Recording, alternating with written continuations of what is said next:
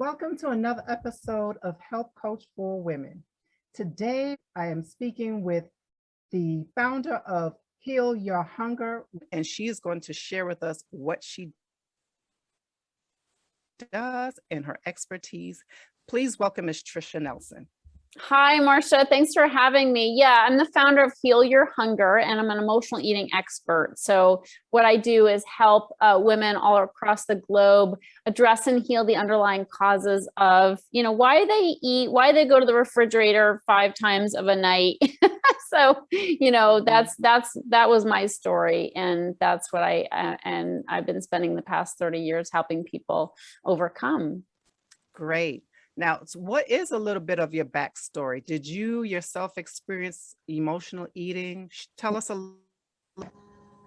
Yeah, absolutely. So, as far back as I can remember, I was an emotional eater. So I used food for various, reasons that went way beyond my nutritional needs. So I used food, as entertainment, as companionship, as just, when I was bored, as, a way, like a crutch to get through stressful situations. But of course, I didn't know that. So I thought I would just liked food. That was like the beginning and end of it for me, is I just liked food. And but when I learned about emotional eating, I started to observe my behaviors and it's really true. Like I just had a different relationship with food than a lot of my friends. Like I, first of all, had an obsession with weight. So my weight was an issue for me, and I would have a roll in my belly that I would scrunch up in my hands and imagine cutting off.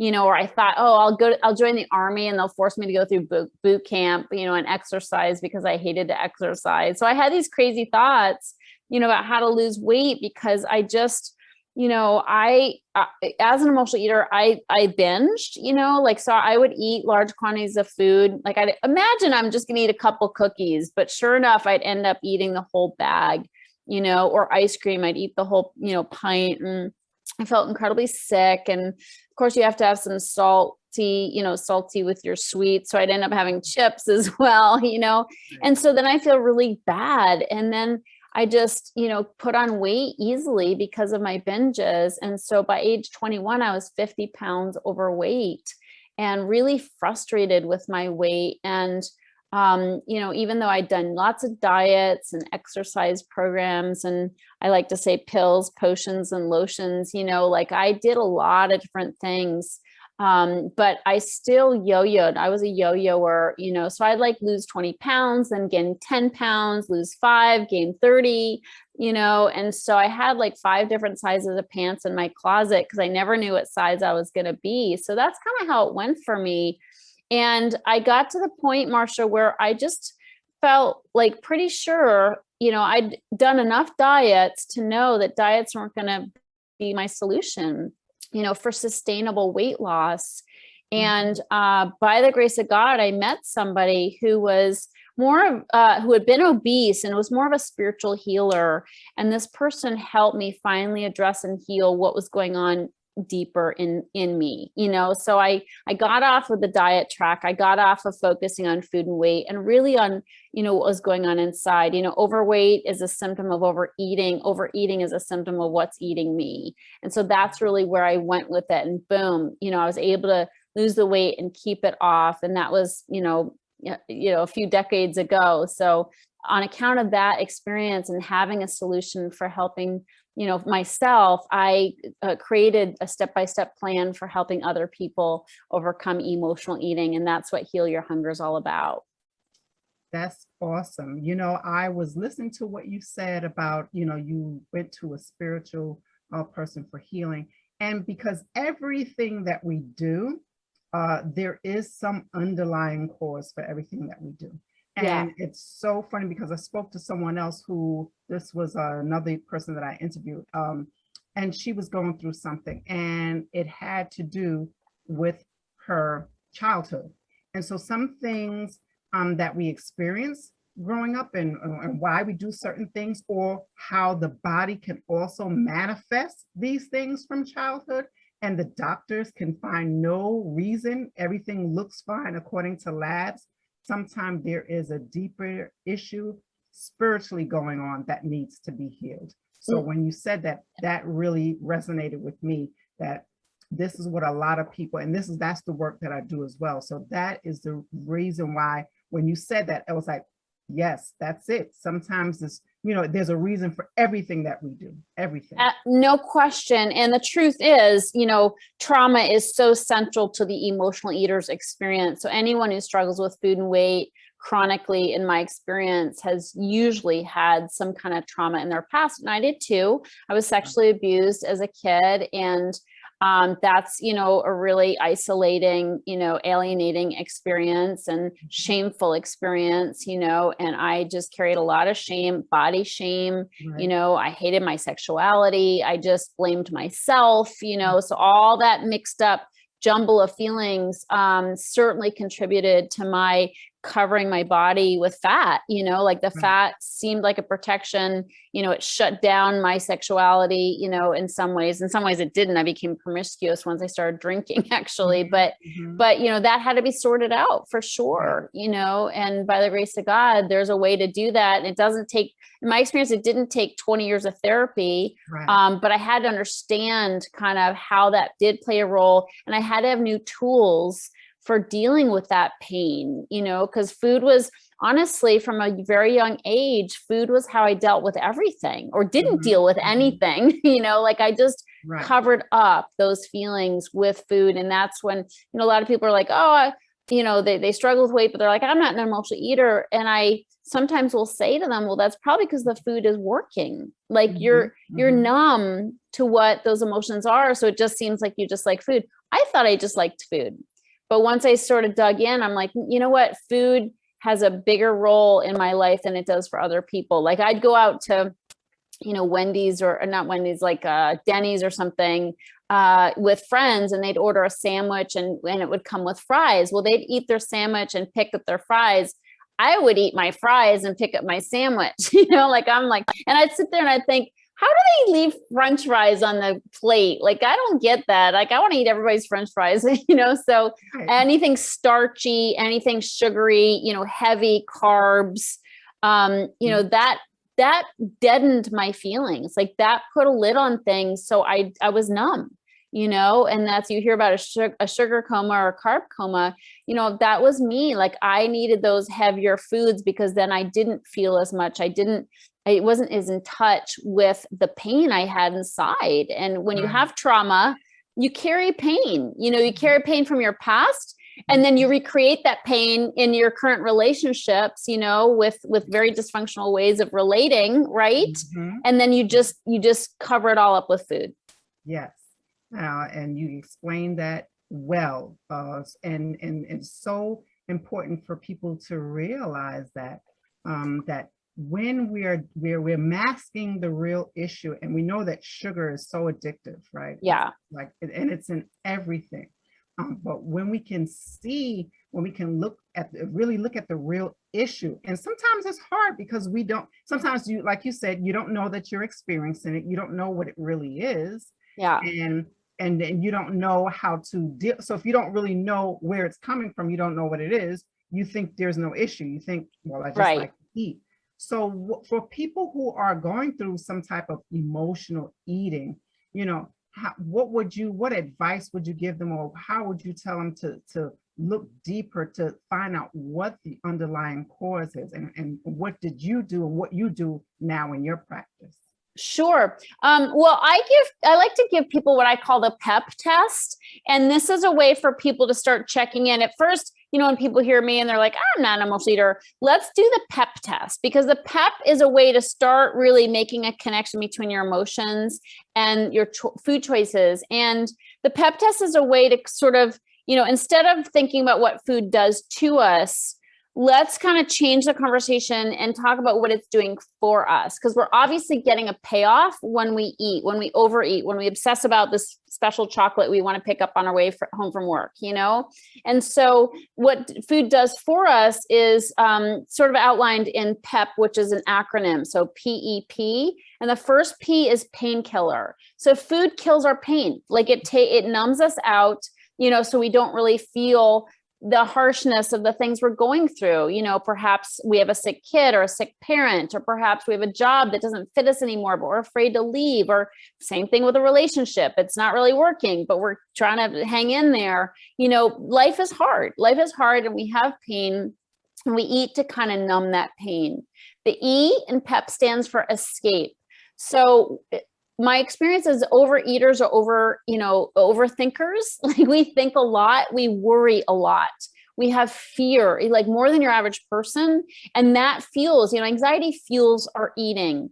And so we want to escape our head sometimes, and our reality, if our reality is fearful. And this is why COVID was such a trigger for people to eat, because all of a sudden our whole lives were turned upside down. Like, we couldn't exercise, we couldn't get together with family and friends. We couldn't be by people's bedside if they were sick.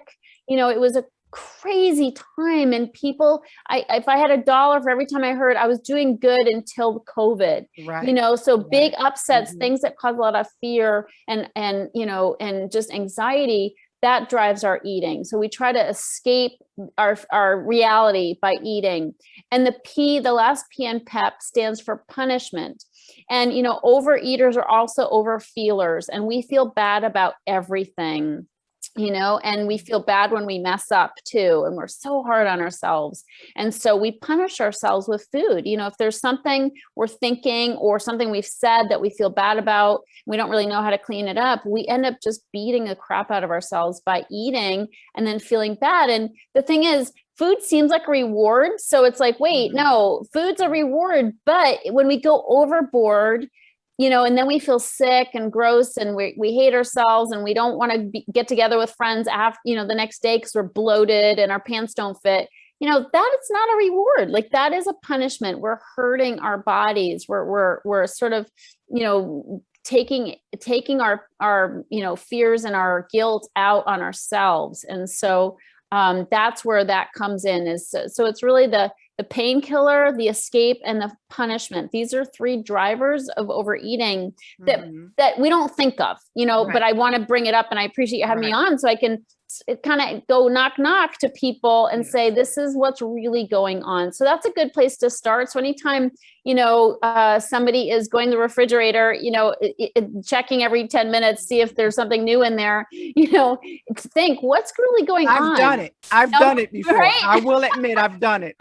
We all have, it's so easy to do, especially with COVID. So, but sort of thinking, like digging into it a little bit, like what's really going on is going to help tremendously. So, so that's something I teach people, but also there's some other things people can do. Like, I recommend something called 3-meal magic, which is 3 meals, eating 3 meals with nothing in between, because the things we snack on are so responsible for our weight gain. We snack on chocolate, on nuts, on, chips, and, snacky foods. Right. And snacky foods make us gain weight really easily. Whereas the foods we typically eat for meals, vegetables and protein and good fats and that kind of thing, hopefully that's what we're eating. Right. Yeah. And we put it on a plate, we make it count, we sit down, we eat with a fork, not out of a box, those, the 3-meal magic plan has really saved my clients. And that's not enough. We have to go deeper into the emotions, but just as a framework for starting to feel your feelings. So it's not even a diet as much as it is a way to have space between your meals, so you can start identify what is going on. Again, if we're numbed out and we're snacking all day long, we feel no pain and we have no idea what's going on. Whereas if you have some space between the meals, I often say, in order to deal with your hunger, you're going to have to feel some hunger, and it's, and emotional eaters are so afraid to feel hunger. It's like, oh, the alarms go off. It's like, I'm going to die.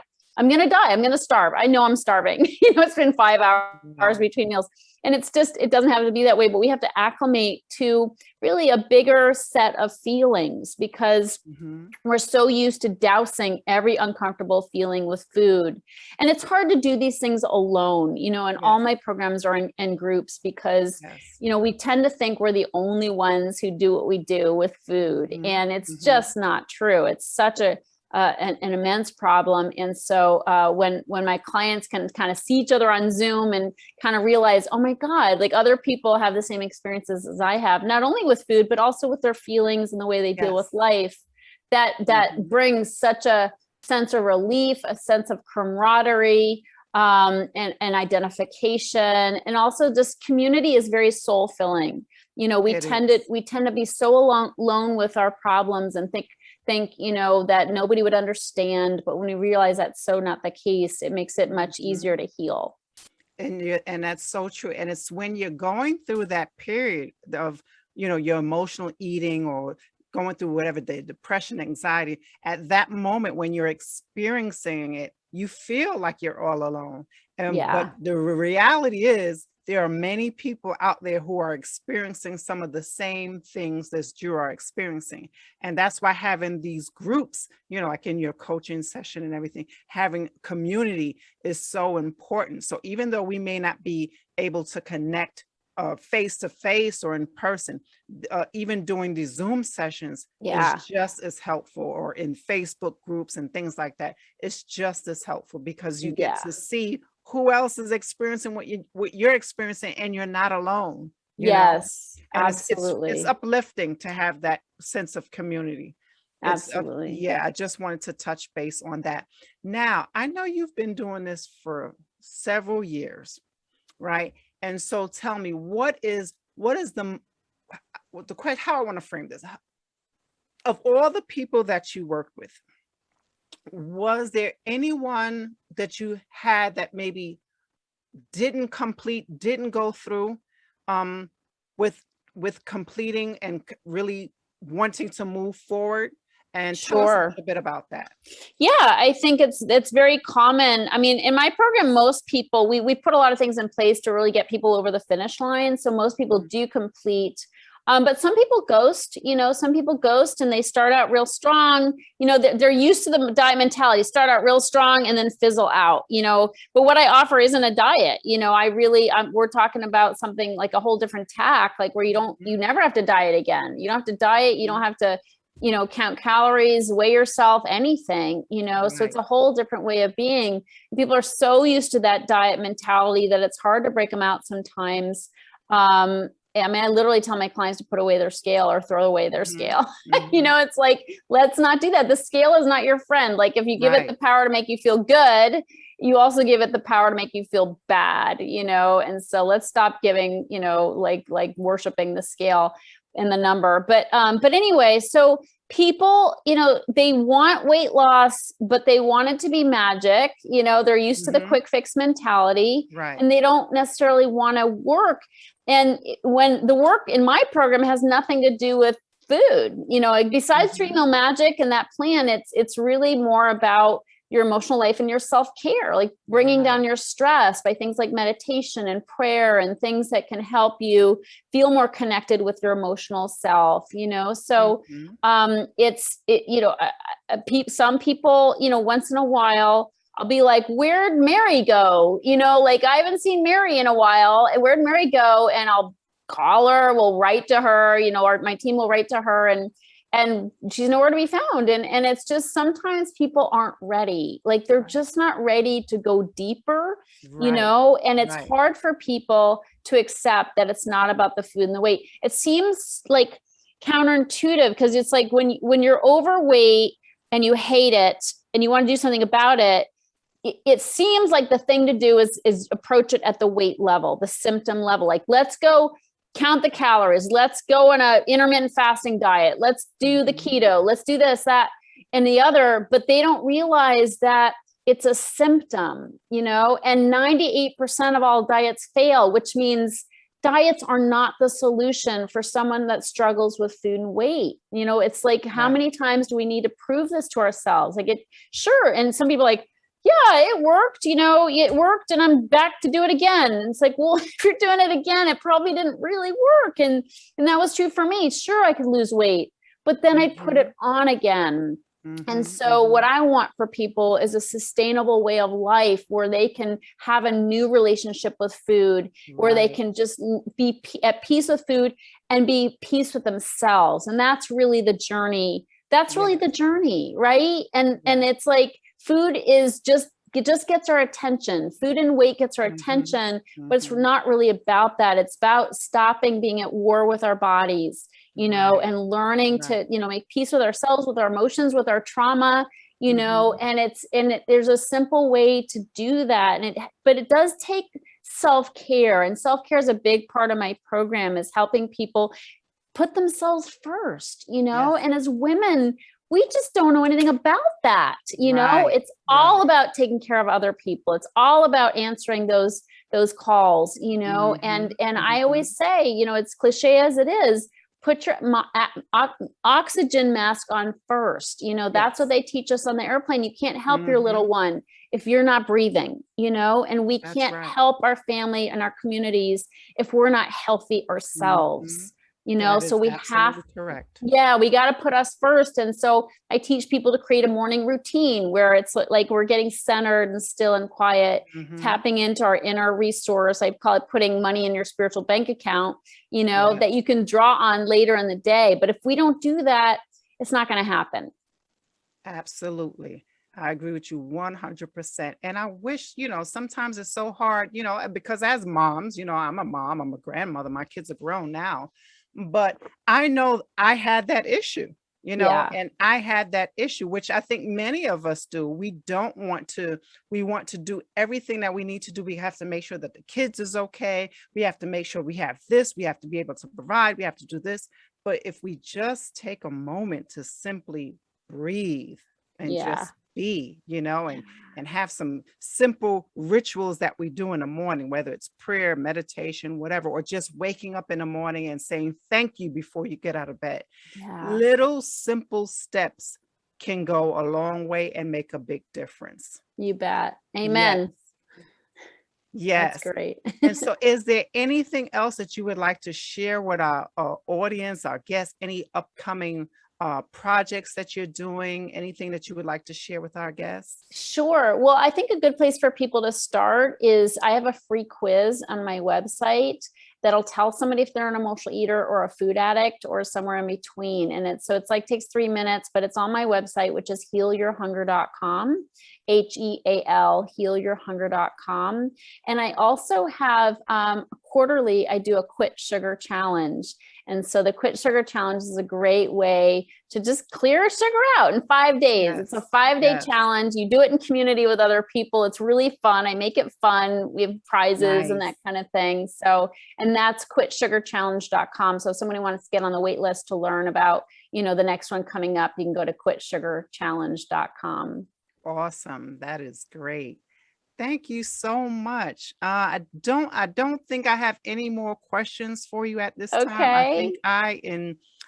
it was very engaging. I enjoyed speaking with you with that, and I hope that someone really benefited from listening to this episode today. Um, Thanks, Marcia, for having Thank you me. so And thanks. much. You're quite welcome. Yeah. And thanks for the wonderful work you do in the world. It's so Thank needed. you. And same to you as well. Keep doing what you're doing. Look, people need us, believe it or not. Yeah. They need us. And it's a pleasure to be of service and doing something good to help other people You bet. along the way. You Thank you bet. so much. Thank you. You're welcome.